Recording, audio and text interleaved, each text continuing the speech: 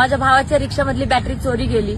आपल्याला काही जरी अडचण आलं तर आपण सगळ्यात आधी जातो पोलीस स्टेशनला.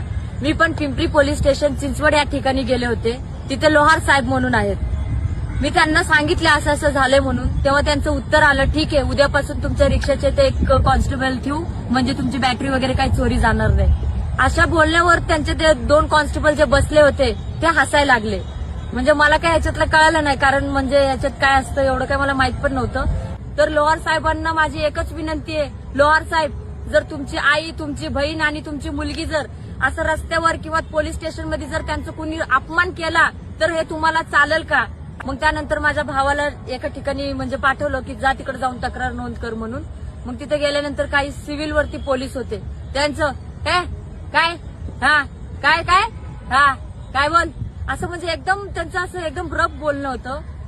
सामान्य लोकांना ते एवढ्या म्हणजे लाईटली घेतात आणि म्हणजे एकदम असं म्हणजे आपण केस करायला जेव्हा आपण जातो किंवा तक्रार नोंदायला जातो त्यांचं हे बोलणं बघून. देवेंद्र फडणवीस साहेबांना माझी एकच विनंती आहे, पोलीसमध्ये भरती होत असताना तुम्ही त्यांची हाईट, रनिंग सगळं मोजता. ते सिलेक्शन झाल्यावर त्यांना ना एक संस्कारच एक वेगळे क्लास लावा, जेणेकरून त्या सामान्य जनतेला आणि स्त्रीला कसं म्हणजे रिस्पेक्ट वगैरे देता येईल, ह्याचे एक वेगळे क्लास लावा.